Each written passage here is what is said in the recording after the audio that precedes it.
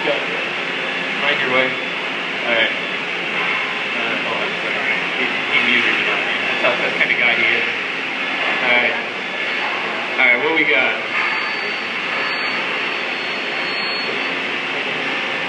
You hear me? Yep, we got you. Morning. What I see here is lots. Can't get the Good. trouble moving equipment is not necessary. Keep, yeah, there you go. Carlisle block. Move the equipment.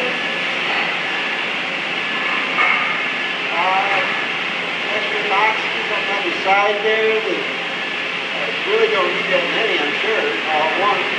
Right, so that's what we, overproduction, right? Right? Oh, in the silicone room, we've got conveyors and reject chutes and miscellaneous things sitting there. Yeah, we're using that for storage now? Storage, yeah. Right. Okay. More storage in there. Oh, the exit over here is being blocked by D-wood and material boxes, or parts. So you can't get through those aisles either. I missed this one, which is brought to my attention. There's bolts sticking out of the floor from where the RJG stand is. Oh, I'm sorry, this is the table. A broken table there, laid on the table. I'll be glad to fix anything. You just have to let me know. That's a big thing. Nobody lets us know. Just give me a note. Tell me this is broken, that's broken. No problem, thank you. This is the one that brought to my attention. Bolts sticking out of the floor from the RJG stand and the trip hazard. All right. Thank you, George. Thank you, George. Good job. Thank you. All right, so we got to make sure that we, obviously keeping the exit doors clear for safety reasons. We got to make sure we're taking care of that. Obviously, when we take the stands off, remember to get a grinder out and grind off all those bolts and the anchors in the floor. Obviously, again, it'd take a lot less time to do that than it would be for a workman's comp issue, so it'd be a lot less costly. Okay. Customers coming in today. We got Watlow coming in at 3:30. So they're going to be here to go over the rejects or the problems we're having with the wire, the height of the pins. And Philtran will be here again tomorrow at 10. So remember, 10 o'clock. Remember grinders, cleanliness, tables cleaned, all that stuff, right? We want to make sure we show well tomorrow, okay? We have the president and also the buyer coming in, okay? All right. The next.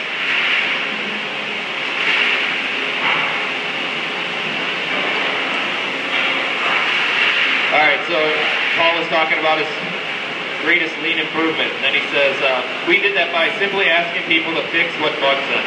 To look at each of their work areas and ask, is everything perfect? You wouldn't change a single thing?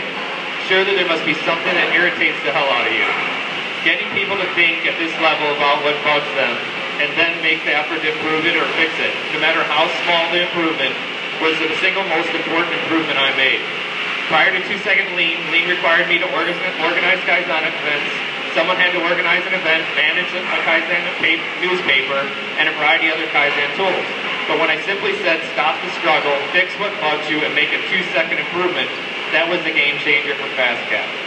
As the hands continued to rise, another girl heard me say, everywhere I go, I see waste. It doesn't matter whether I'm buying a hot dog on the street in Prague or in a conference center like this, I see waste.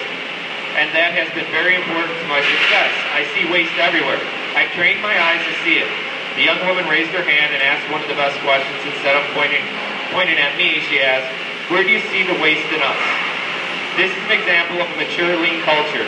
They are comfortable enough to be able to ask me where I see their waste.